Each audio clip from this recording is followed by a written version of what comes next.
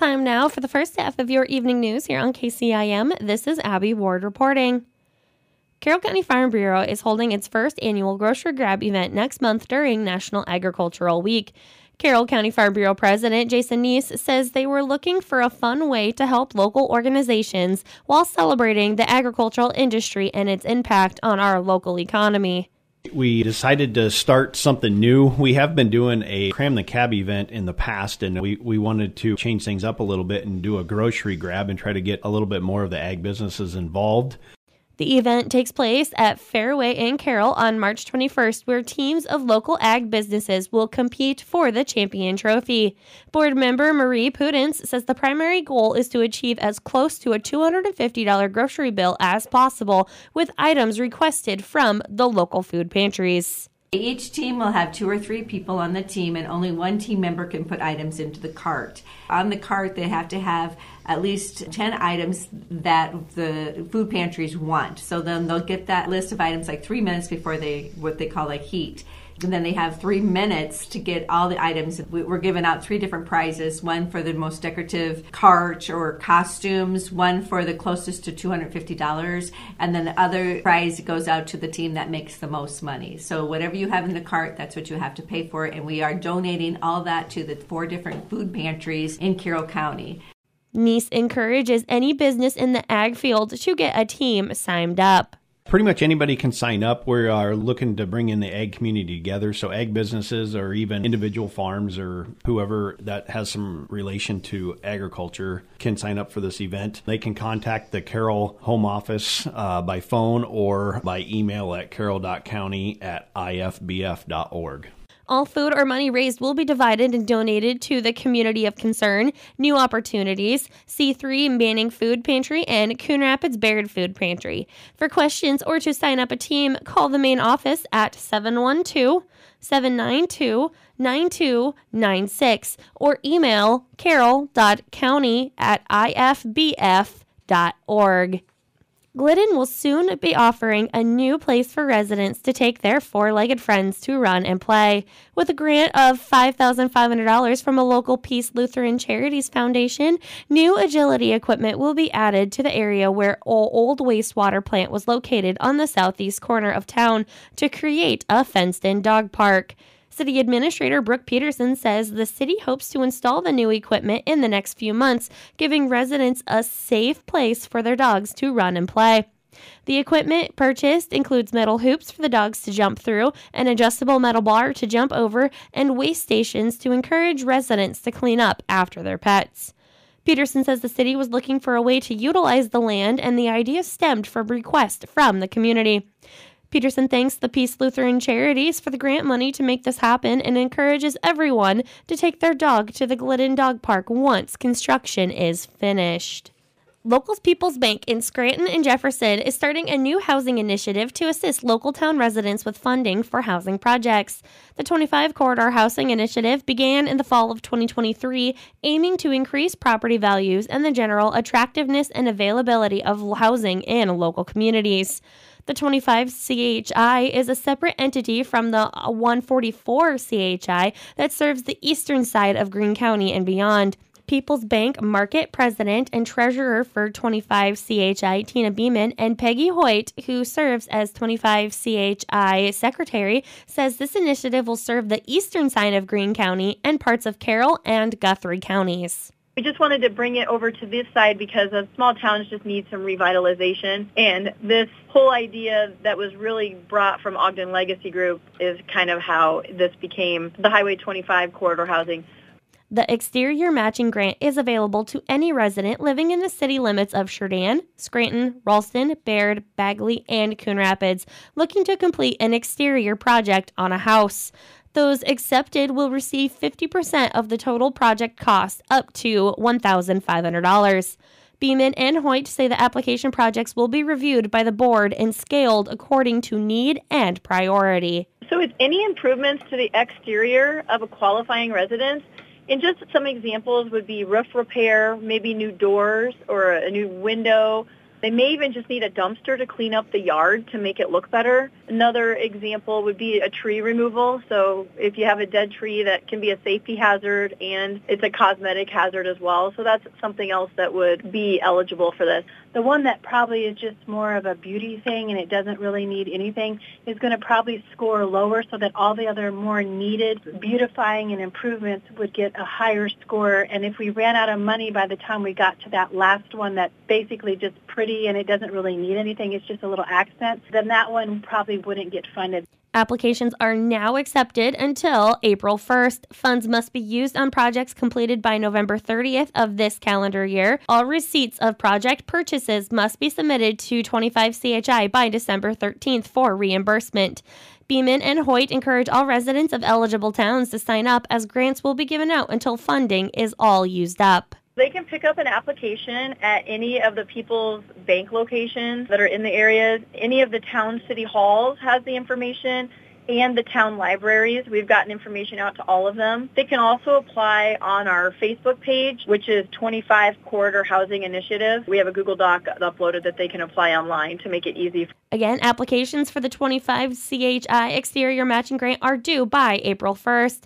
Flyers with additional information, a link to their Facebook page, and an application have all been included with this story on our website.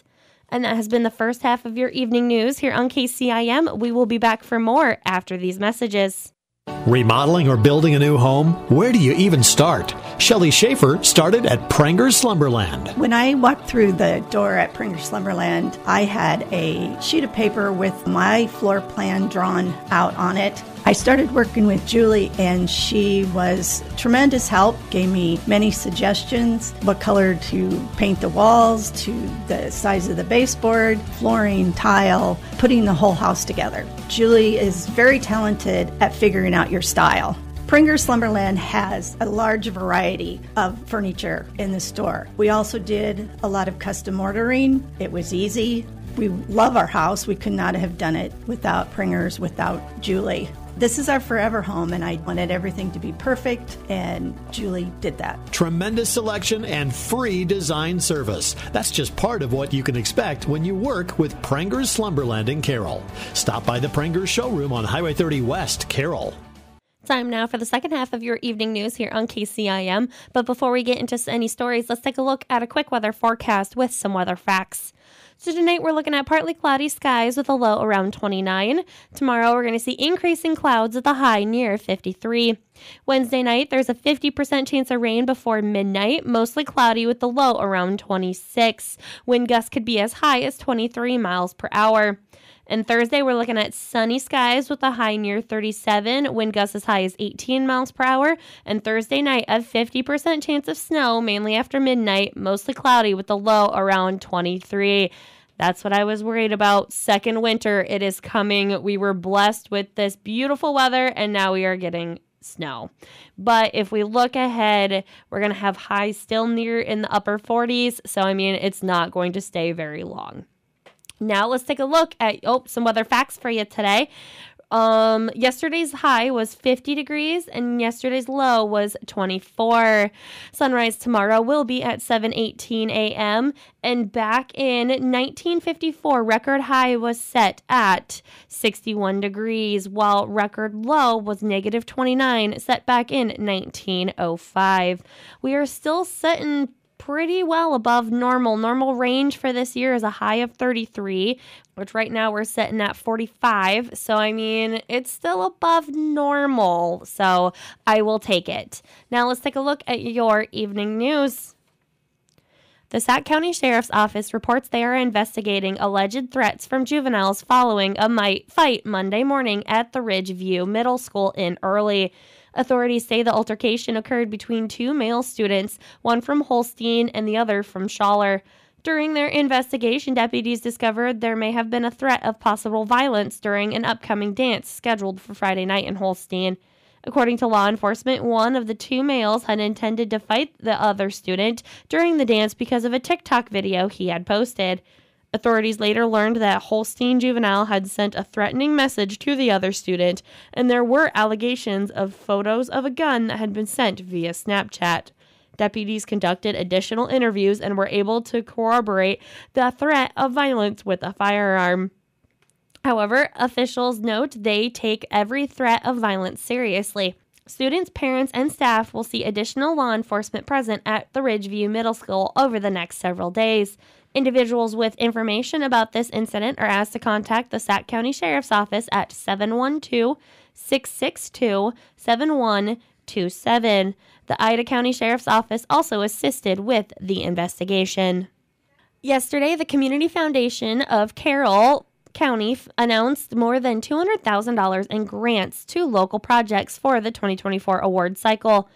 23 grants were selected during the CFCC board's meeting on February 7th, totaling $200,220.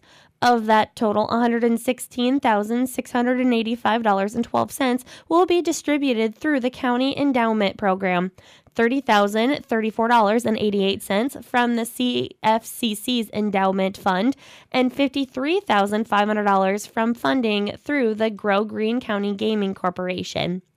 Notable awards include $12,000 to the Arcadia Betterment and Development Corporation for improvements to the Arcadia Shelter House and its parking lot, $10,000 to the Carroll Area Child Care Center and Preschool for updated cameras and security systems, $15,000 to the Carroll Athletic Association for fencing and lighting improvements at Merchant Parks, and many others.